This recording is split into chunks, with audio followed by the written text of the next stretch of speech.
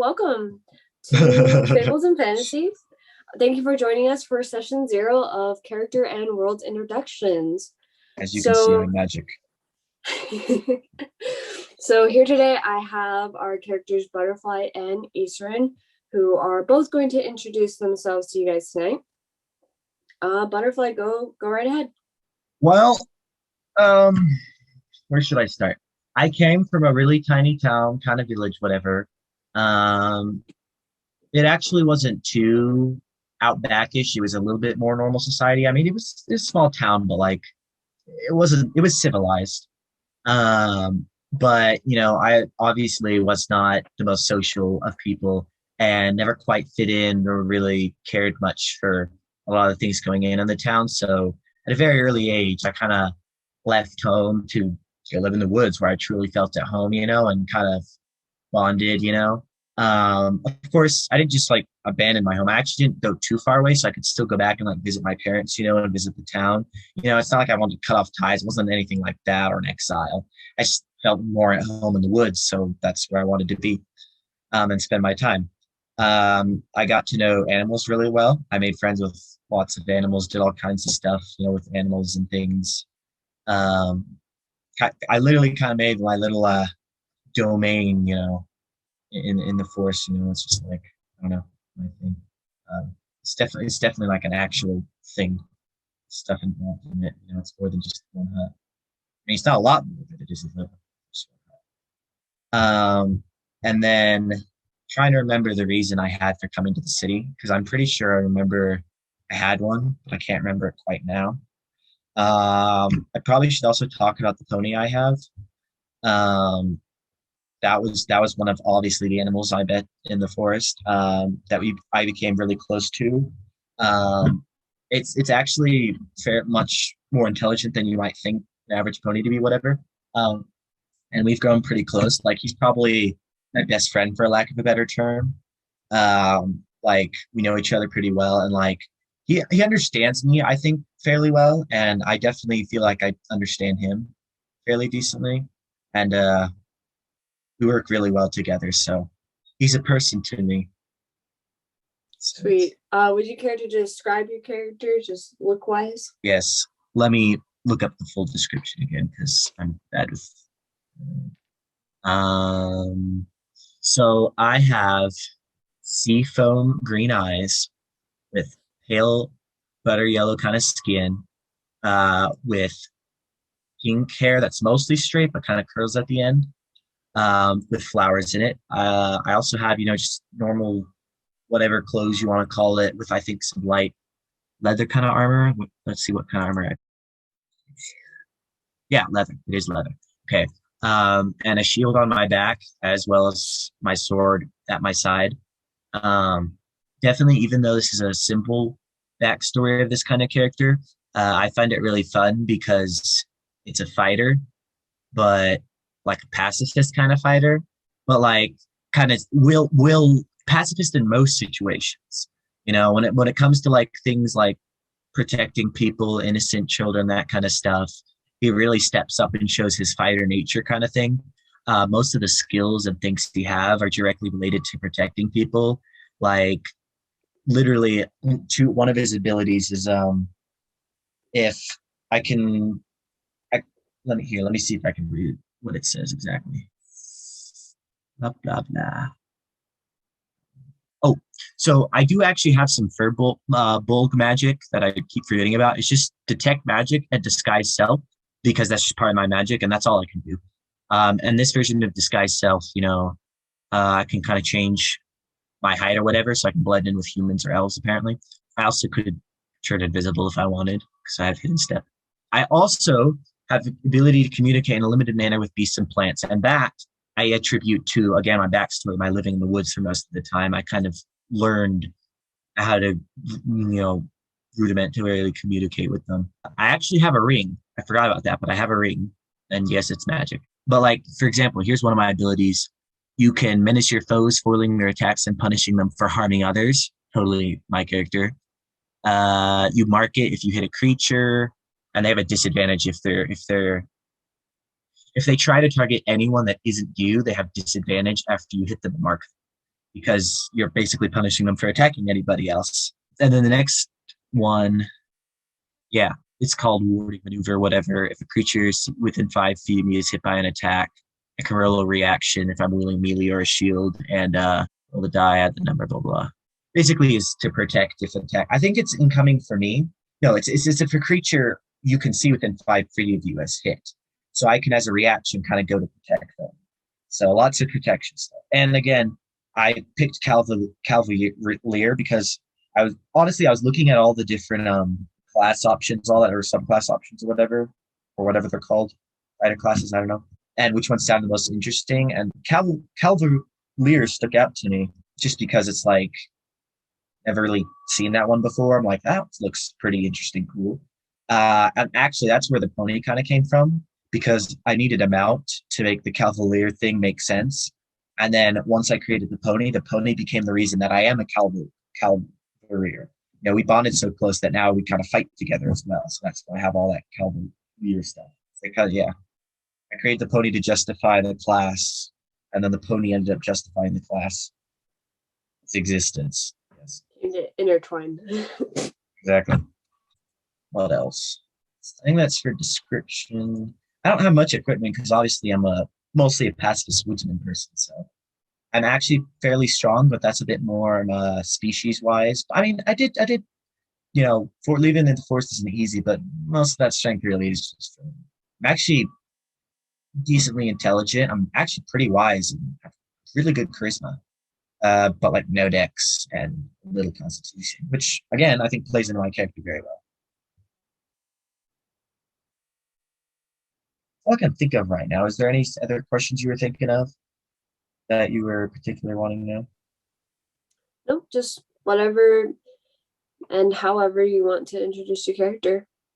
Yeah, that's mostly all I have to explain. At least right now. I might come up with some more words later, or also more depth, which is usually what I do. I start with something and I create like rudimentary perimeter, and then I fill it in as I go along, kind of thing. Mm-hmm. Like because I know where I want it to be, so that's what the perimeter is. I don't necessarily know how I want to fill it in, but I know where I want to fill it in, so I set the perimeter and then fill in as I go along. So, and I think there might have been some things. I don't know if there's some things I filled in that I just can't remember right now. So, like for example, why I came to the city. I'm pretty sure I had explanation for that, but I cannot for the life of me remember it. So, okay. Yeah. I think I'll leave it there. All right, sweet, awesome. Thank you for coming out and doing this interview with me. I know it's a little late right now, so thanks for hanging back. Yeah, it's actually a bit shorter than I kind of thought it would be. You know, we definitely have some really interesting characters in the party. It was very interesting. Yeah, like I said, this is a simple character in a way, but that's kind of the intent. I wanted it to be simple. That was kind of the feel I was going for. What's complex with this character is its emotions and how they respond to environment and situations, and how they think more than necessarily what they have. That's pretty simple. It's how they act in the campaign. That's where the complexity comes in the way they feel emotion and act and stuff. That's where it becomes more complex, which again, what I intended. I can't say what inspired this character. Some people who may be watching this probably know very easily what inspired it, but other people have no clue. That's okay. I once said that I'm hypocritical for saying "you weeb" because of other things I like. But I stand by that. You weeb, however hypocritical it may be. It's technicalities. Exactly. Technicalities. All right. I'm gonna go ahead and have Issoran introduce himself. Roger. Have a good night. Thank you. Yeah. Ladies and gentlemen, Issoran is here. Totally not just watching anime for like an hour. Just kidding. Oh, yeah, none of us do that. Totally also just doing homework and writing papers. Oh yeah. No procrastinations at all. I mean, I probably should be working on something, but I am not. Okay. Need more primary sources before I start that. It's not a long paper. Nice. Alrighty, Issoran, go ahead and introduce your character. You can be as detailed or as what's the word? Vague, I believe, is your Yes, term. vague. Thank you. My dear As DM. detailed or as vague as you want. But as far as like backstory and maybe what inspired you for this character, all that's on you. Well, I will say you did a beautiful job illustrating the visage of Issoran. Thank you.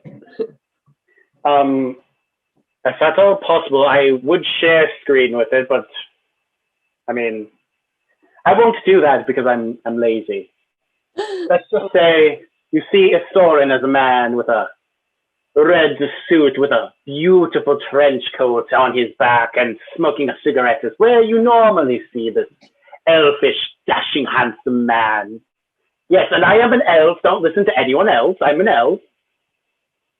Now, the question is, what do I want to reveal? I'm very wishy-washy about what I will tell you. Well, I like to talk. I like to hear myself talk. I grew up on the streets. I don't know where my parents are. And you'll probably see two sides of one coin for me. You'll see my business face, and you'll see my laughing, smiling, handsome face flirting with every male, female, asexual robot, or anything else I'm feeling that flirt with today. Now, are there any questions for the audience? Lord and God of this world, or are there anything you want me to reveal in particular? I can it's really on you. It's more of you introducing yourself to the audience and viewers. So whatever you do or don't want to reveal is up to you. Well, unfortunately, I'm a very secretive man. A very secretive man. Which is what makes it fun. I like secretive characters. I guess not really much else I'm willing to reveal. Butterfly has a good booty. I'll talk about all the attractiveness of every single one of the party members.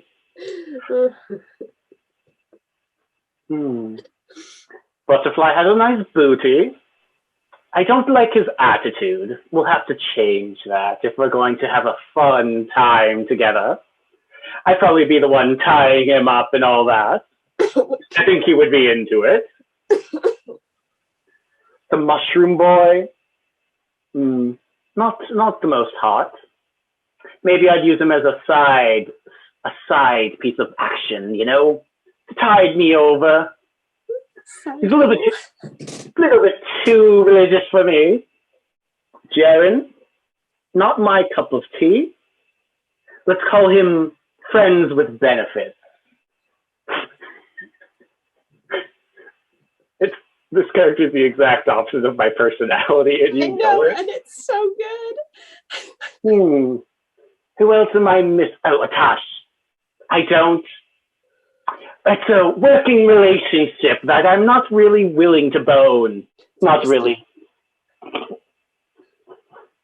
I have my standards, and Atash is not a part of the standard. And then I don't understand the dragon dude. I don't think I've spoken a word to the dragon dude. Except maybe when he told me to stop flirting with everything in sight, maybe. I don't, not my cup of tea. Too serious, too blunt. And then, yeah, I'll get out of character. So this is a homebrew class, which I didn't realize was super powerful until I took a second look at it. But I already made the character, so I worked with you to balance this thing by putting self-restrictions on the character for bringing out certain things. I feel stupid because it fits what I was going for, but geez, it's powerful. I like OP characters. I don't. I like to fit as a group. Yeah, it's hence why balancing. I put restrictions with how this character will act with this character's background, which you will see in the campaign. Yeah, I don't really have much I want to disclose at the moment. Just, we gotta find a wife or a husband. Oh my gosh. Or a one-night stand partner. Just gonna pick off some random NPC, aren't you?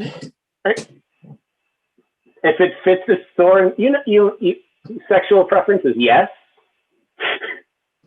I mean, you'll realize why he wants a caretaker for them now, but he's got to find the right person. Just in real life, don't take anything I say seriously.